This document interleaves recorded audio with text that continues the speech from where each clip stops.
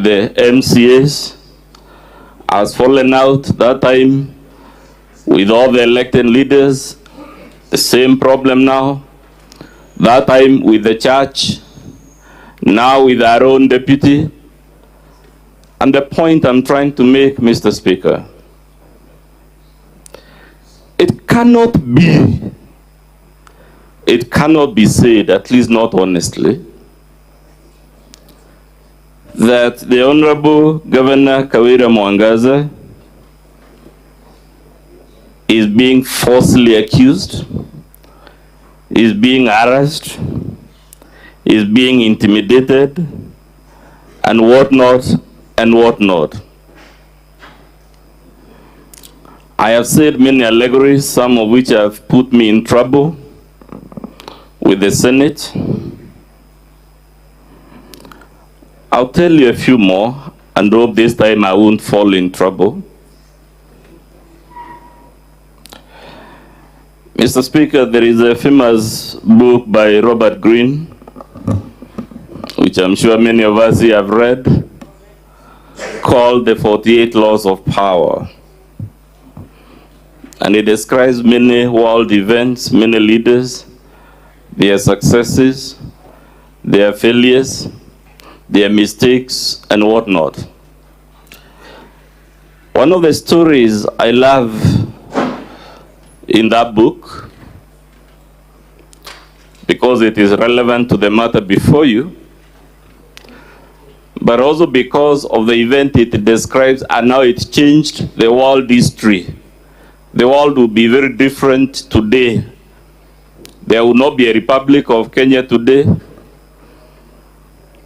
Perhaps Britain and France would never have emerged as superpowers.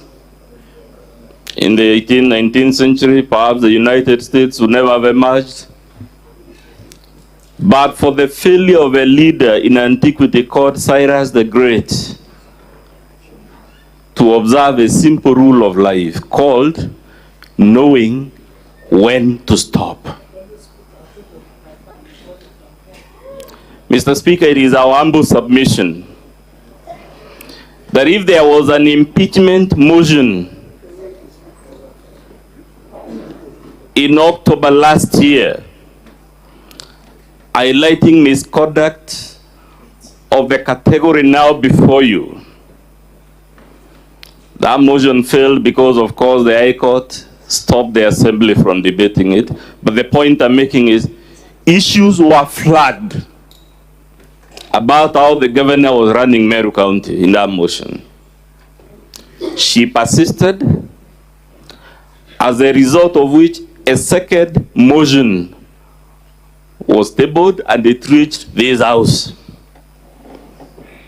She was given very many kind lessons.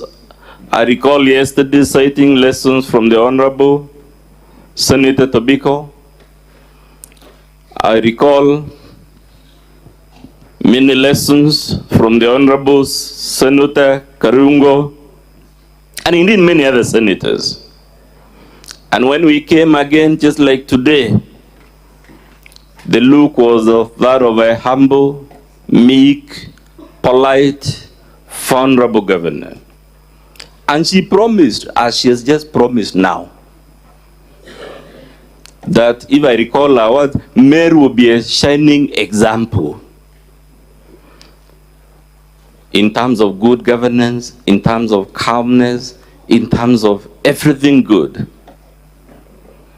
Then, as they say in the medical world, people with conditions, sometimes they use a word called relapsing. The governor, after making that promise, and admittedly after the county enjoying brief moment of honeymoon, relapsed yet again to the very things that were in the first impeachment motion, to the very things that were in the second impeachment motion, and hence the reason we are before you for the third impeachment motion. Cyrus the Great, who is our lesson on leaders should know when to stop, when to change tact, when to turn a new leaf. Of course, we all know Cyrus the Great. The reason he is called the Great is that he was a great conqueror. He conquered the known world then, from Babylon to Mede to Achaemenids to Lydia. And basically, he was the ruler of the world as it was known then. But then there was one small country he discovered that didn't seem to be part of the known world, of a people called the Massageti. And instead of being content, he declares war on this country. For the record, Mr. Speaker, this country was actually led by a woman called Tomiris. And Tomiris, when Cyrus assembled his mighty army, Persia then was the superpower, assembled it on the river separating the boundaries of his empire with this small kingdom, was sent a message telling him,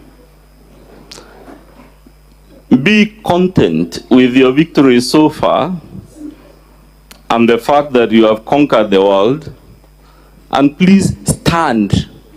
Attempt to tolerate seeing me rule my small, miserable country with its little resources,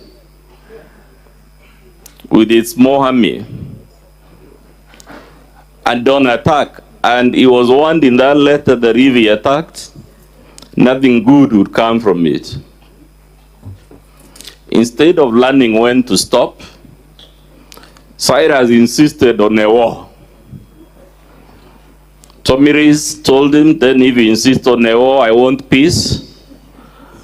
I will allow your forces to cross the river without any resistance and will fight from my side of the border. On one condition, that will fight a conventional war. Cyrus agreed, but because he could never stand another leader enjoying any form of glory, just like our governor cannot stand an MP, an MCA, or anyone anywhere else in leadership, she must bring them down. Cyrus was obsessed with bringing down this little kingdom that, for no good reason other than his own vanity and his failure to know when to stop. So he pulls a trick, and we have seen many tricks on this podium, of a meek, humble, vulnerable-looking governor who is a victim of very many things, whose defense is, it wasn't me, it was someone else. So Cyrus' trick involved throwing a lavish bash and setting up the soldiers of this small kingdom to a drink, and then while they were inebriated, he massacred them, leaving only a few, and took the prince of that other small country as a prisoner of war. Even after this, the leader of the small country still offered him peace and told him, you broke the rule that it will be a conventional warfare and won by a trick. I still give you another chance to return my son, and will still declare peace. Cyrus refused, and the son, of course, of Queen Tomiris, unable to live with the indignity of being a prisoner of war, committed suicide. When the people of this small country heard that the crown prince had committed suicide, small as they were, weak as they were, vulnerable as they were, they organized a violent battle in which their army, which was about 100th of Cyrus's army, actually won the violent battle, and Cyrus himself was killed. Because of Cyrus' inability to know when to stop, Persia ended as a superpower, and that is how Rome became the dominant country. And of course, the world and human civilization as we know it today is based on the Roman civilization. That's why I said, Mr. Speaker, there would have been no Britain, no France, no America, but for the mistake of one leader not knowing when to stop. Our greatest fear is that the history of Meru may take an irreversible, tragic path. We saw very violent slaughters of animals, threats of slaughtering people and whatnot, and we don't know, as I was telling you, as long as our governor keeps relapsing to these confrontations, when things will take a turn for the worse in a manner that is irreversible. Is it fair that the people of Meru live in this state of anxiety? For how long can we subject them to the situation that has now prevailed? Governor Kawira Mwangaza, of course, will tell you she knows when to stop. The record is clear. You have seen the videos from our side. You have seen the videos from our side. It is clear. She will not stop. Of course, right now she will tell you she will stop because our career is on the line. But we know better. She will not. Mr. Speaker, a story is told about a frog and a scorpion and a swollen river. The scorpion couldn't swim and asked the frog, who is an amphibian and therefore capable of crossing the swollen river, to assist the frog to cross the river. And the frog tells the scorpion in the story, "But you will sting me before we are done with crossing, and we'll both die and drown." And the scorpion promised, "No, I can't do that, because if I were to sting you while you're carrying me on your back to cross this swollen river, we would both die, and because it would be mutual destruction, as the Americans and the Russians called it during the Cold War, I have no incentive. There is no rational reason why I would sting you." And poor frog bought this story, just like you're being invited to buy the story. I will pray for them. I'll forgive them. We only need a month. So frog took scorpion on his back, and frog started swimming across the river, and right in the middle, scorpion oystered his tail and stung the frog. And of course that poison disables the nervous system, and the frog couldn't swim, and they both started drowning. And frog asks in the story,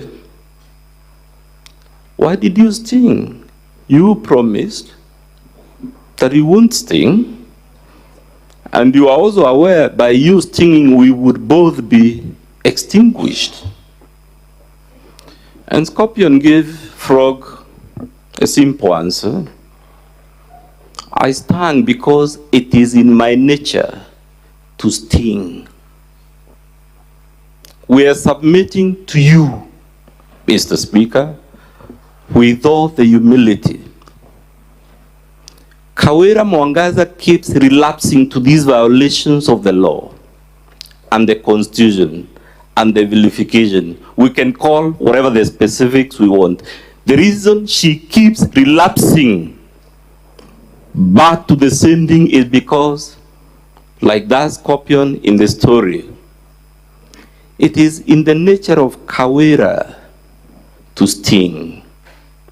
So even if you give her another chance, whether it is on account of pity, whether it is on account of sympathy, whatever the reason, she will sting again.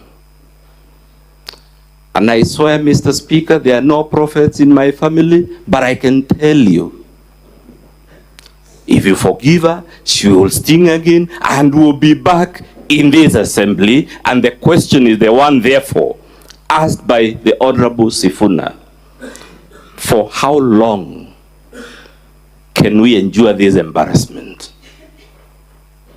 Is it fair? I had the senator ask, do wars have consequences? Of course, wars have consequences. Wars have been fought because someone said words that they shouldn't have said. That's why there is an adage that says, speech is silver, silence is golden.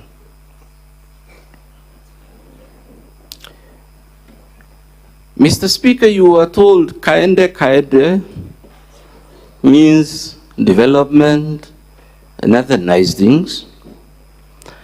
I invite any of you, because it's an open country.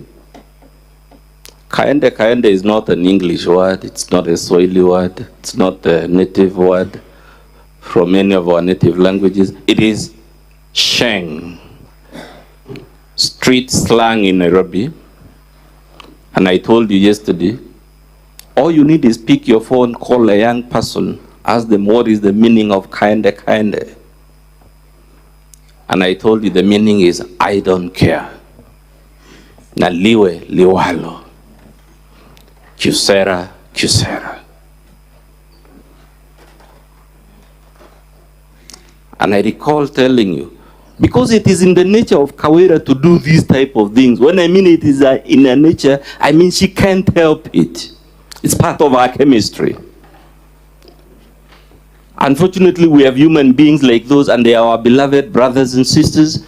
We can't get rid of them, but we can't allow them to be governor.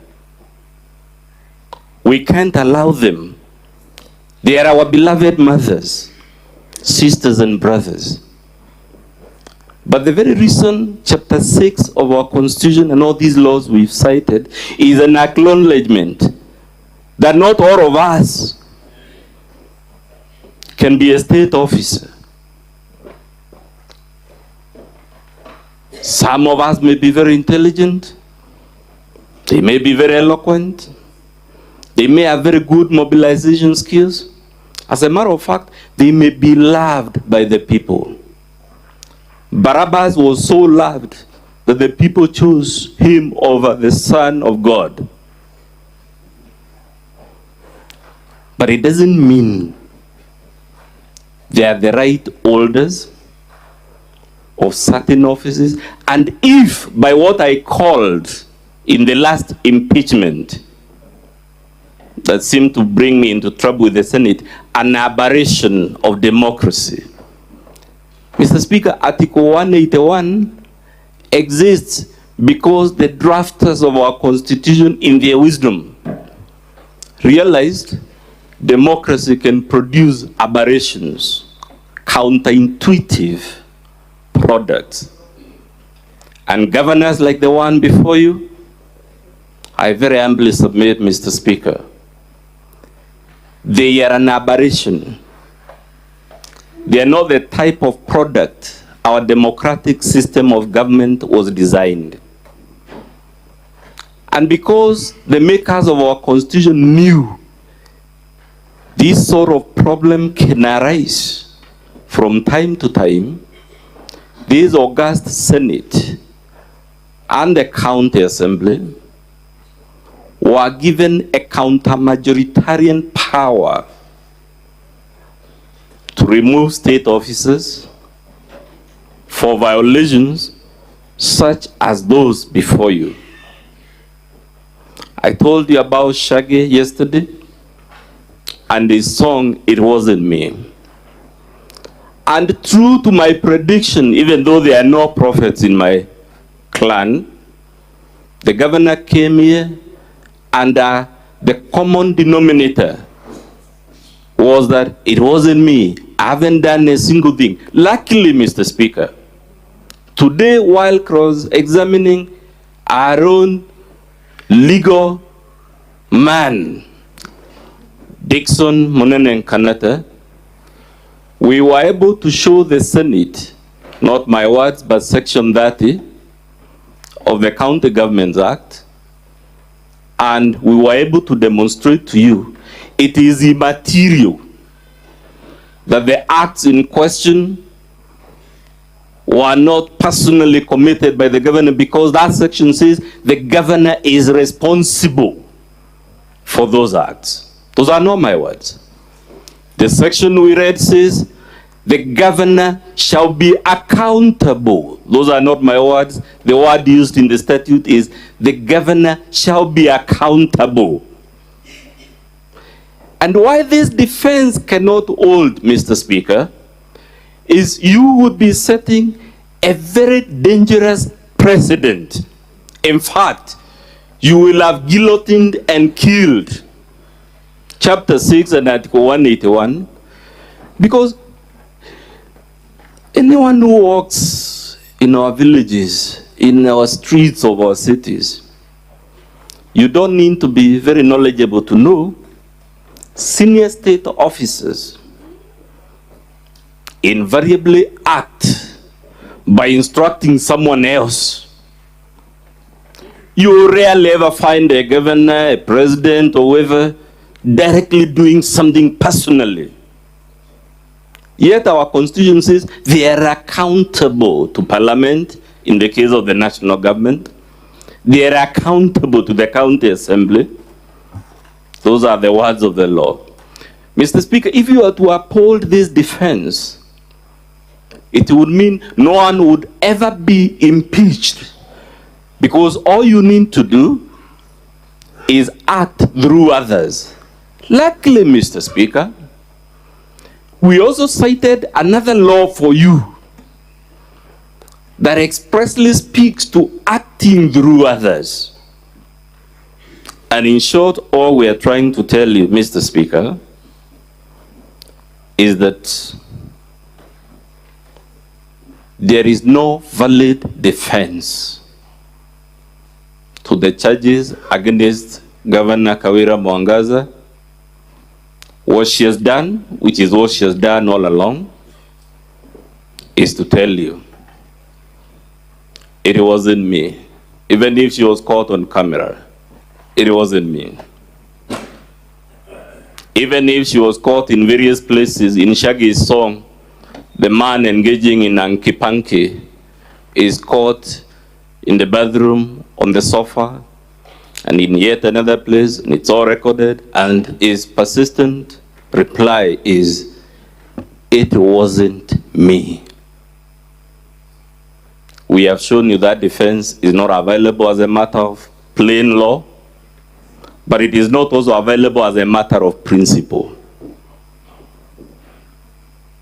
I propose to leave it at that point, Mr. Speaker, to share the remaining minutes with my learned colleague, Mr. Mutembei Jacob Ngwele, who will take you to the specifics of what is the case we brought before you, what is the response to that case, what are the admissions the governor made at the county assembly, and when all that is done, we shall beseech you in the name of God, whether it is the Christian God or the God of the Nyambene and Mount Kenya hills that they are Meru worship before the current civilization, that the time to stop this madness in Meru has come. And if there is no reason, if we haven't proved or satisfied you, the governor is the bishop in the Holy Book. In the event we have not persuaded you on the evidence, Mr. Speaker, I hope we have persuaded, wherever the truth lies, there is an unsustainable crisis in Meru. And even if you must jettison one person to save the ship, called Meru County with the 1 million inhabitants, your act is still justifiable even under the Holy Book. I now cede the floor to Mr. Jacob Ngwele.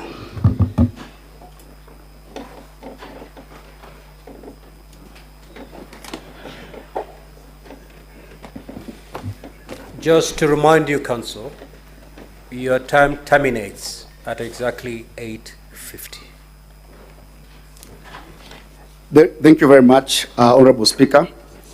My name is Jacob Ngwele. I'm an advocate of the High Court. I've been given this onerous responsibility of taking the House through the evidence which has been submitted before the August House. Mr. Speaker, the Senate is sitting here pursuant to Article 181 of the Constitution, which provides for removal of a governor from office. The question which arises and which begs this House to look at, what is the standard which this House should apply on the evidence which has been submitted by the County Assembly of Meru? My learned colleague, my learned senior, Elisha Goya, when we started, he did inform the Senate that this House is sitting in quasi-judicial proceedings. I beg to differ.